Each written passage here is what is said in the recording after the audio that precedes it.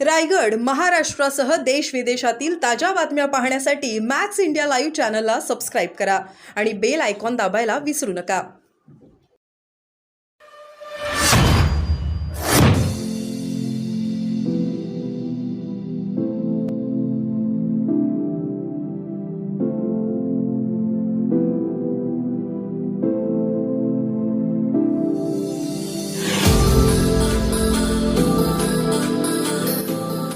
तर काल प्रचार रॅली होती बेलापूर विधानसभा क्षेत्रामध्ये सीबीडी, नेरूळ, सिऊर, बेलापूर, शहाबाद या ठिकाणी.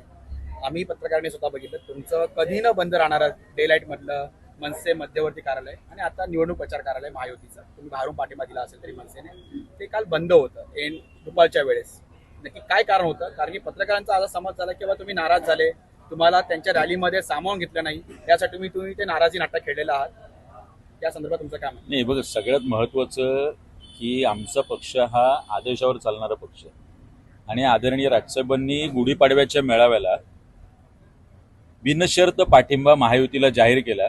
याच्यानंतर कुठलीही नाराजी बिराजी नाही. पूर्ण ठाणे लोकसभेत मी थोडं मागे जाऊन आठवण म्हणून सांगतो, सगळ्यात पहिलं प्रचार कार्यालय हे आत्ता या ठिकाणी असलेलं नवी मुंबई मनसेचं मध्यवर्ती कार्यालय जे आहे ते नरेश मस्के आमचे उमेदवार महायुतीचे त्यांचं प्रचार कार्यालय म्हणून आम्ही सुरुवात केली.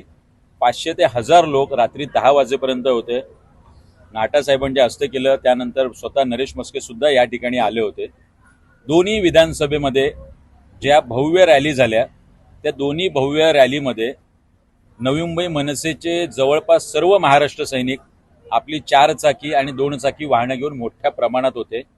जो मेळावा झाला सानपाड्याला चंदन बँक्वेटमध्ये तिथे मोठ्या प्रमाणात महाराष्ट्र सैनिक होते. मी स्वतः तिथे उपस्थित होतो. काल आदरणीय राजसाहेबांच्या आदेशाने बाळा नांदगावकर साहेबांनी मुंबईमध्ये नवी मुंबई मनसेतल्या सर्व महाराष्ट्र सैनिक पदाधिकारी शाखा अध्यक्ष यांची बैठक आयोजित केली होती.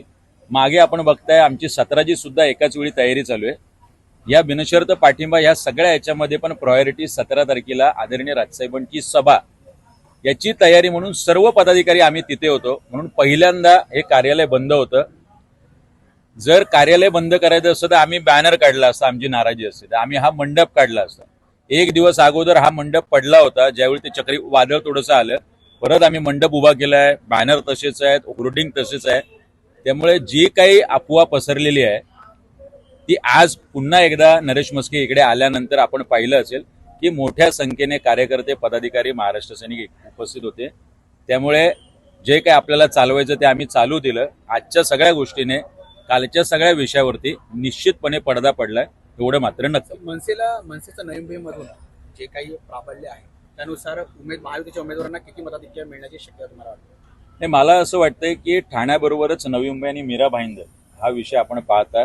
निश्चितपणे नवी मुंबईमधून सुद्धा 1,00,000-1.5 लाखाच्या वरच लीड महायुतीच्या उमेदवाराला मिळेल. ठाण्यातून वेगळा असेल, मीरा भाईंदरमधून वेगळा असेल. ज्या पद्धतीने ठाण्यात आम्ही फॉर्म भरायला गेलो होतो तर मला वाटतं तो फॉर्म भरतानाच हजारो लोक होते. म्हणजे तिथेच जवळपास विजय निश्चित झाला होता. आदरणीय राजसाहेबांच्या सभेने मला वाटतं कडवट मराठीपण आणि अस्सल हिंदुत्व काय आहे हे या 90 फीट रोडवरती जी काही कळवायला सभा झाली राजसाहेबांची, नरेश मस्के असतील किंवा श्रीकांत शिंदे असतील त्यांच्या संदर्भात, मला वाटतं त्याने एक मेसेज नुसतं नरेश मस्के आणि हेच नाही महायुतीच्या सगळ्या उमेदवारांच्या संदर्भात गेलेला आहे. आणि आदरणीय राजसाहेबांचा नवी मुंबई, मीरा भाईंदर आणि ठाण्यामध्ये जे काही महाराष्ट्र सैनिक साहेबांच्या आदेशानुसार काम करतायत त्याचा निश्चितपणे फायदा महायुतीचे उमेदवार नरेश मस्के यांना होणार. आपण बोलता की आपण काल मुंबईला गेलो तर आपले पदाधिकाऱ्यांसोबत गेलता, पण आपला इथे एकही कार्यकर्ता उपस्थित नव्हता. नाही, आम्ही सगळे शाखा अध्यक्षपर्यंत, आमचा जो इथला शाखा अध्यक्ष आहे तो मुळात हे कार्यालय बघत असतो. तो स्वतःही या सगळ्या राजसाहेबांच्या तयारीच्या संदर्भात तिथे होता. त्यानंतर 2 वाजता मी स्वतः येऊन बसलो होतो. म्हणजे 2 वाजता आमची बैठक संपून 2 वाजता आम्ही सगळे परत आलो होतो. त्यामुळे त्या गोष्टीच्या संदर्भात मला वाटतं तो विषय संपलेला आहे. आज उमेदवारांनी येऊन तो विषय अजून जवळपास त्याच्यावरती शिक्कामोर्तब झाले की आमची कुठलीही नाराजी नव्हती. आमची नाराजी असते तर पहिल्या दिवसापासून असते. आदरणीय राजसाहेबांनी सभा घेतली नसती. आम्ही इथे मंडप टाकला. 7 ठिकाणी मनसेची जी कार्यालय आहेत, एकूण 25 कार्यालय आहेत, त्यातल्या 7 ठिकाणी आम्ही प्रचार कार्यालय सुरू केली आहे. त्या ठिकाणी आमचे महाराष्ट्र सैनिक पॅम्पलेट्स वाटत आहेत, त्या ठिकाणी बैठका होत आहेत.